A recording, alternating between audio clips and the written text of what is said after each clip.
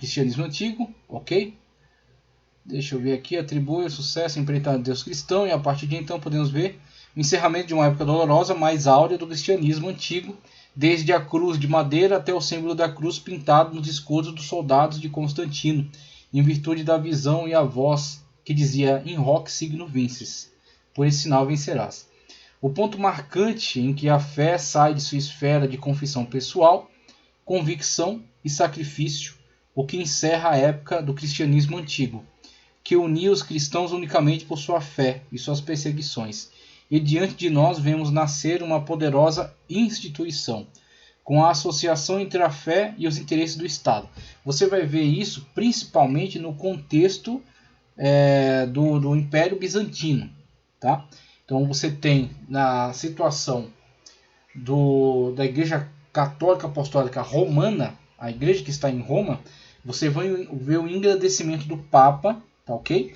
E a igreja assumindo papéis para além da sua função eclesiástica, quando a igreja passa a exercer uma função, uma influência política. Você vai ver principiando com Leão I.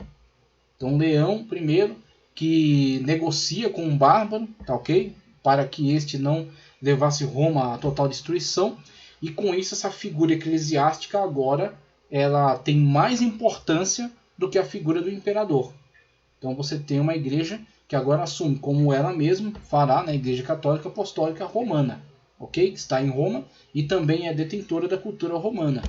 Então, quando Roma de fato cai totalmente para a invasão dos bárbaros, não significa mais nada para aquela região, é Roma que resta como uma instituição, é a Igreja Católica Apostólica Romana que resta como uma instituição civilizadora, que inclusive vai agora, por meio das missões, vai civilizar os povos, civilizar os bárbaros, comunicar cultura a eles, comunicar língua, leis, religião, tá certo?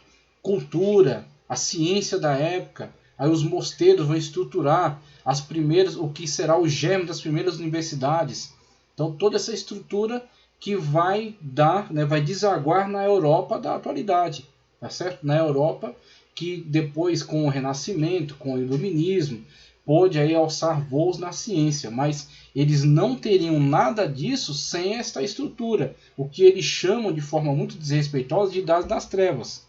Então tudo bem que havia cerceamento, havia limitação, havia imposição, mas de modo algum pode-se dizer com toda a verdade de que essa época estava imersa em trevas. Ela, de fato, foi uma época onde algumas áreas tiveram desenvolvimento, algumas áreas tiveram progresso, tá certo? E principalmente foram estabelecidas as estruturas básicas daquilo que depois viria a dar apoio a grandes desenvolvimentos. Então, para que posteriormente as mentes brilhantes surgissem nas academias, surgissem nas grandes universidades, primeiro era necessário existir universidades, era necessário existir escolas, existir cultura básica. E aí onde se está estabelecendo a cultura básica, ok? Então, para que futuramente houvesse aí um grande desenvolvimento, é necessário a constituição das bases, o que será feito nessa época. Então, tem a Igreja Católica, tem seu mérito também, o que tem que ser reconhecido. Veja só, ponto marcante em que a fé sai de sua esfera de confissão pessoal, que é onde você tem a grande questão. Para ser cristão antes deste édito, era um ato de muita coragem, era um ato de aceitação pessoal, tá certo? Era um ato aí de risco à sua própria vida. Então, falando em termos bastante humanos, não valia a pena no sentido de retorno, tá certo? De segurança, de prestígio social. Não valia a pena ser cristão. Então, por que alguém se tornava cristão? Alguém se tornava cristão por motivos muito autênticos, muito verdadeiros, que teve um contato com a pessoa bendita do Senhor Jesus Cristo, tá certo? De fato, crê na pessoa bendita do Senhor Jesus Cristo e não pode negar. Tanto não pode negar que está disposto a enfrentar o que for, a passar a situação que for, mas reconhece-se cristão e assume o ônus disso. Então, temos uma grande diferença dessa situação para a posterior, na qual agora, com todas as vantagens, né? De fato, tem que ser reconhecido como vantagens, porque foram. Agora foi pacificado, né? Então não deve se perseguir, e não apenas não se deve perseguir, mas começam a observar um favorecimento do imperador e das lideranças para com essa instituição, ok?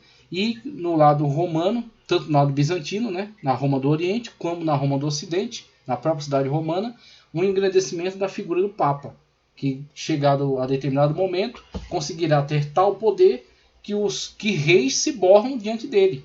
Então, quando ele ameaça alguém de excomunhão, este rei retrocede nas suas decisões, retrocede nas suas práticas, né?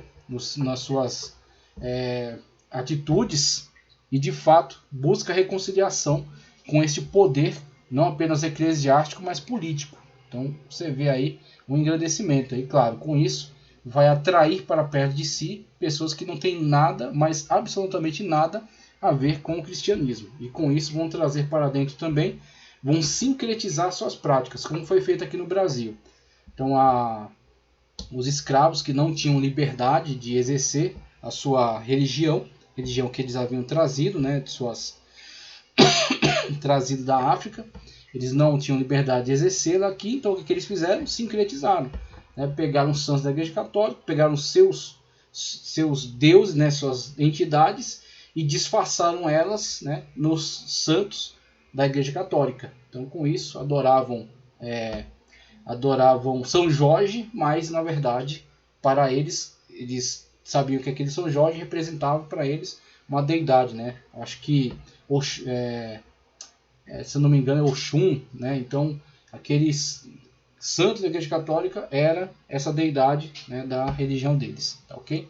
Então temos aí esse sincretismo, né, que aconteceu aqui, e também anteriormente aconteceu nessa situação na qual muitos pagãos vão se aproximar deste grupo que agora é favorecido e vão disfarçar então a sua fé, né, os seus deuses, suas práticas dentro desses ritos dessa igreja institucionalizada, né, que agora passará a ter muitos ritos, muitas práticas, muitas crenças que não estão de acordo com a Bíblia Sagrada. Então vai havendo cada vez mais um afastamento da comunidade cristã nessa situação em relação aos padrões da Sagrada Escritura, até que de fato a igreja se entender magistra do cânon e determinar que aquilo que ela determina é cânon, aquilo que ela determina é sagrado, tá ok?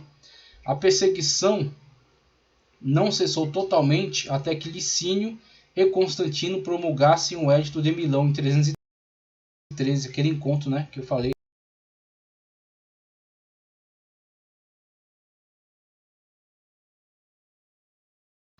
A perseguição não cessou totalmente até que Licínio e Constantino promulgassem o Edito de Milão em 313, aquele encontro, né, que eu falei, que eles tiveram lá, no qual eles promulgaram esse edito, e Constantino entregou sua irmã para se casar, né, com Licínio, firmando então esse pacto, né, Constância.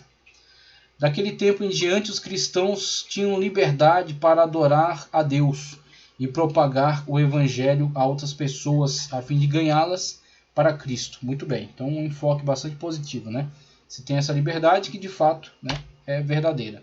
Aqui está placa na igreja de San Giorgio ao Palazzo, adjacente às ruínas do Palácio Imperial, sede do encontro entre Constantino e Licínio. Aí você tem essa placa, né, celebrando este édito, né, este pacto entre eles e este édito de tolerância para com o cristianismo. Tá, ok? Importante, né, esse artigo aí arqueológico. Império Romano, Baixo Império, longo período de decadência de Roma.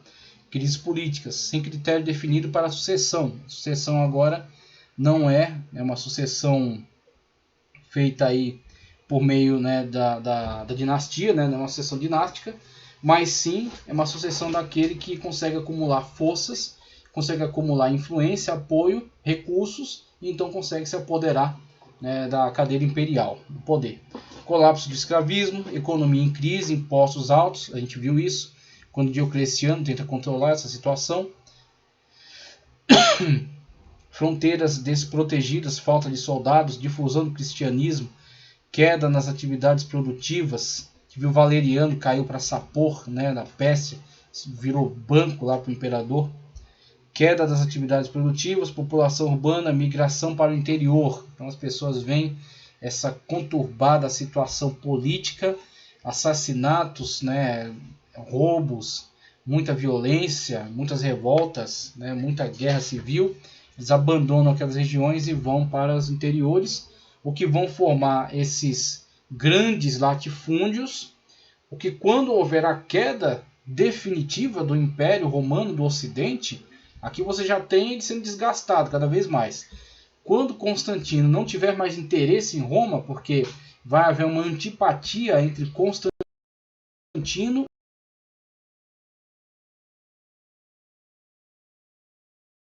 né, muita guerra civil, eles abandonam aquelas regiões e vão para os interiores, o que vão formar esses grandes latifúndios, o que quando houver a queda definitiva do Império Romano do Ocidente, aqui você já tem ele sendo desgastado cada vez mais.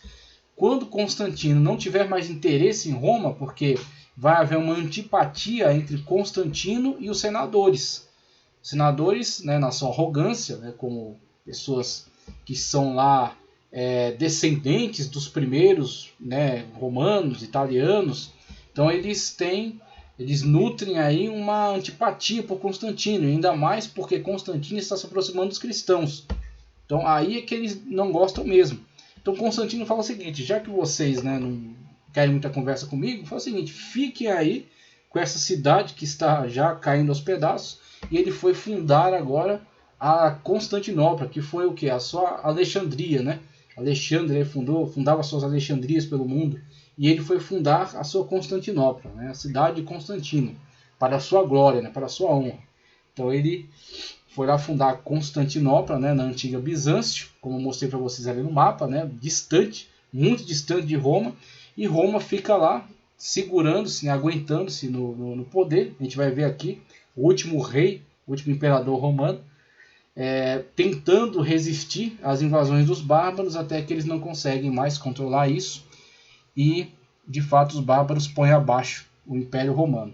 E aí você vai ter muitos destes cidadãos importantes, com recursos, com tropas, com dinheiro, eles já vão ter abandonado esta capital, vão ter abandonado esses arredores, este local, né? Então vão ter se embrenhado em outras regiões, onde eles conseguem ali exercer uma pequena influência sobre uma região e conseguem então ser produtivos, ganhar seu dinheiro, viver sua vida e sair fora dessas encrencas aqui, o que futuramente constituirá as famílias, né, detentoras dos poderes sobre os feudos, já no feudalismo, né? Final aí da Idade Antiga, né, com a queda de Roma. Roma põe fim à história antiga e entra aí para a Idade Média, e aí com o fim da Idade Média você vê o feudalismo. Império Romano, tentativas de reformas. Diocleciano faz a reforma, instaura a tetrarquia, governo por 2 imperadores augustos, auxiliados por 2 césares. Um império dividido em 2 partes, Ocidente e Oriente. Os imperadores governariam por até 20 anos, quando os césares assumiriam o poder e reiniciariam o ciclo, projeto abandonado pelos sucessores. Quando Constantino chega ao poder, miou, né, destruiu totalmente esta situação. Constantino não estava previsto para chegar ao poder. Constantino, 313-337, reunificou o império através aquelas estratégias, né? Foi conquistando, derrubou Maxêncio, tá certo? Fez pacto com Licínio, Licínio derruba Maximino Daza, depois Constantino derruba Licínio, aí consegue acumular todo o poder. Vamos lá, ele transferiu a capital para Constantinopla e legalizou o cristianismo. Teodósio, que vai ser a continuidade histórica, Teodósio 378 a 395, divisão do império, oficialização do cristianismo como religião oficial. Muito bem, aí você tem Teodósio reinando sobre a Roma Oriental a partir de Bizâncio, tá ok? A partir de Constantinopla, né? Constantinopla é a cidade, Bizâncio é o império. Então, futuramente será chamado Império Bizantino. Então você tem Teodósio, ali ele torna o cristianismo de fato a religião oficial daquele império. Tá, okay? Então temos aí o cristianismo no Império Bizantino, a religião oficial. E você tem uma interação muito maior entre o imperador e os líderes religiosos daquela região, que são chamados patriarcas. Então é uma situação diferente da situação de Roma, na qual você tem aquele decreto, né, aquele édito de Milão, édito de tolerância, mas você tem na figura do Papa, que estabelece aí uma autoridade a partir de linha histórica de sucessão. Você vai ver um pouco aqui um recorte dessa linha histórica. Ele estabelece como um poder autêntico, né? Um poder verídico naquela região. Então, enquanto aquela figura do rei que está totalmente descaracterizada, né? Fraca, não tem mais influência, não tem autoridade sobre as tropas, não consegue deter os bárbaros. Aí você tem na figura do Papa, que consegue, que alega ter uma linha sucessória que retrocede até Pedro. Então, eles dizem que Pedro é o primeiro Papa, apesar de não ter zero de respaldo bíblico, né? Não tem